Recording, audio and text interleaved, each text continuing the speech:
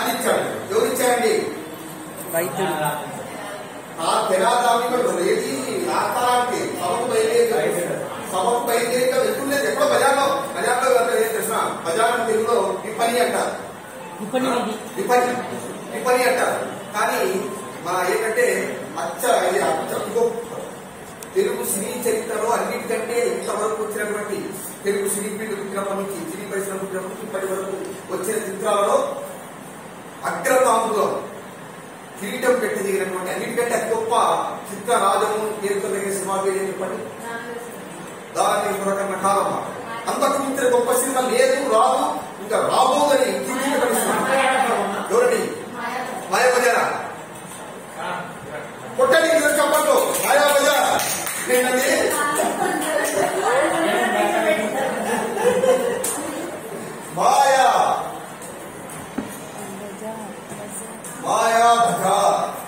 మాయాబజార్. కానీ ఏంటంటే బజార్ కదా, అది ఇంగ్లీష్ పదం, పైగా ఉర్దూ పదం కూడా. ఎవరైనా అత్య తెలుగు పౌరాణిక సినిమాకు ఎవరైనా మాయా విపణి అని పెట్టారు, కానీ మాయా బజార్ అని పెట్టారా? పెట్టారు. అసలు ఒక ఆంగ్ల పదంలో దొరకకూడదు, ఉర్దూ పదంలో దొరకదు, అత్య తెలుగు భాష ఇచ్చారా? లేదా తాట లాంటిది మాయా. ఓకే, బజార్ అంటే విపణి కాకుండా ఎందుకంటే పెట్టారంటే సినిమా కాకుండా మాయా బజార్ అనే పేరుతో ఆ నాటకం సుప్రసిద్ధం. తెలుగు నాట మొత్తం చెప్పాలంటే దక్షిణ భారతదేశం అంతా మారుమోగిపోయిన నాటకం. ఆ నాటకం ప్రదర్శించబడినటువంటి ప్రదర్శనలు ఏ నాటకం ప్రదర్శించబడలే. సత్యహరిశ్చంద్ర కంటే కూడా ఎక్కువ సార్లు నాటకం ప్రదర్శించబడిన నాటకం మాయాబజార్. కాబట్టి అదే కథతో సినిమా తీస్తూ మాయా విపణి అంటే జనాలకు చేరువ కాదని దర్శకుడు కేవీ రెడ్డి, కదిరి వెంకటరెడ్డి, మన అనంతపురం జిల్లా చాలా గొప్ప దిగ్దర్శకుడు. ఆ కదిరి వెంకటరెడ్డి కేవీ రెడ్డి గారు మాయాబజార్ అనే నాటకం పేరే వచ్చాడు. అది ఇందులో మాయ ఎవరిది? మాయ ఎవరిది? నా దైవం శ్రీకృష్ణుడిది. ఎవరిది? కాబట్టి అభిప్రాయుడు యమాయిది మాకు యా చేసింది యాగం. అది మాయపరం అంటే ఉంటుంది. మా యాగాన్ని అన్ని శక్తులు చూస్తే మా యాగా అయితే ఏమైతే అంత మాయ ఏంటున్నట్టు కనిపించడం. కాబట్టి జాగ్రత్త రాయాలని సగం పూజ భగవాన్ కానీ వెంటనే అది వచ్చింది. మాయాబజార్ అల్లంతో బాధపడుతున్నారు. లేడీస్ పడుతుంది కదా, లేడీస్ అయితే ఏమాత్రం పక్షపాతం లేదు.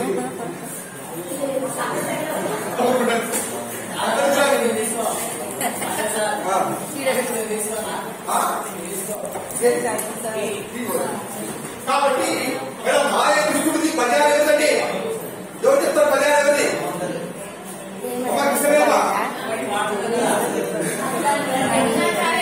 మాయా శ్రీకృష్ణుడిది బజార్ ఎవరిది? సత్యభామది. చూడమ్మా సినిమా కూడా బజార్ బజార్ ఏర్పాటు చేస్తారు కదా, బజార్ డెపోజిటెడ్. సరే, ఇప్పుడు ఏంటంటే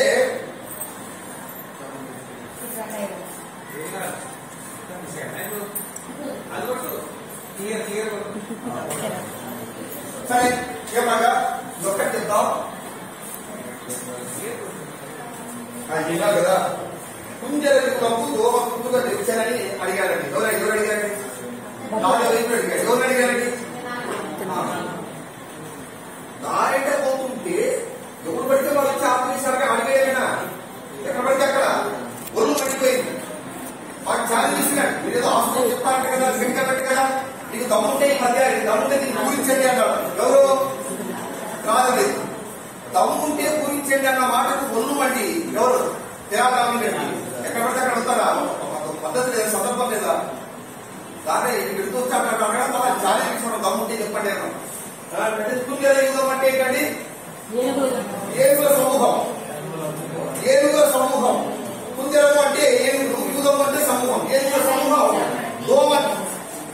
ఏనుగు ఎంత గొప్ప ప్రాణి, దోమ ఎంత అల్ప ప్రాణి. అలాంటి ఒక్క ఏనుగు కాదట, ఏనుగుల సమూహం ఏంటంటే దోమ గుర్తులో కూడిందట.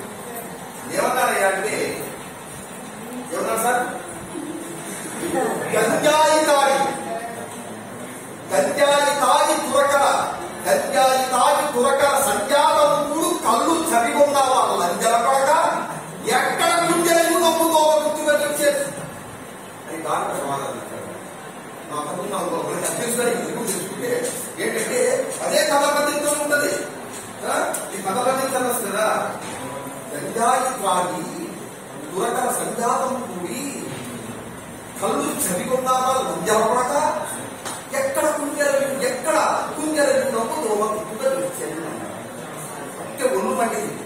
ఏం తెలియక పట్టిందా?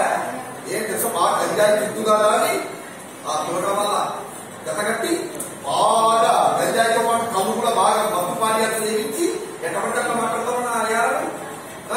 ఎక్కడ దోమ గుంపు ఏనుగుల గుంపు ఏనుగుల గుంపు దోమ గుంపులో చూస్తారా? ఎట్లా చూస్తారు? అది సాధ్యమా? వచ్చేసరికి ఒళ్ళు పండింది ఎవరికి? నన్ను పట్టుకుని ఇట్లా అంటాడు. పోయి ఎవరు కంప్లైంట్ ఇచ్చాడండి?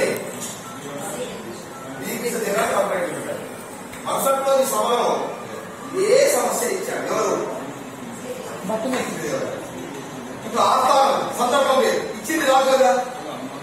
ఎంత పూర్తి చెప్తాడు? వాడికైనా చెప్పాడు, నాకైతే ఎంత చూస్తావు చెప్పి ఆస్థానం అడిగేసరికి వెంటనే అప్పటికప్పుడే ఆసుగా మన దినాలు పిల్లడు అదే పంచనులైనట్టు గొలుప బాగుపడి రకట సంజయ ఏమని చెప్తుడు అంటూ ధృతరాష్ట్రుడు ఏం తెలిసిన ఏది సంజయుడితో చెప్తున్నట్టుగా సారీ విధుడు సంజయుడితో చెప్తున్నట్టుగా చెప్పాడు.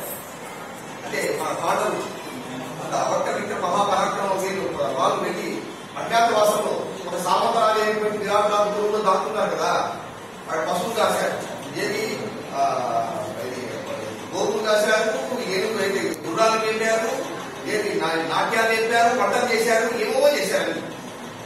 మా యొక్క ద్రౌపది అయితే మహారాణికి సుదేశాన్ని తిరిగెత్తగారుగా మారి కాబట్టి అలా ఊహించాడు. ఎవరు? మన తెనాలి కంటే ఒక అద్భుతమైనటువంటి కథ ఉంది. ముందు స్థాయిలో 10 నిమిషాలు బాగా ఏం చెప్తాం తీరాలి.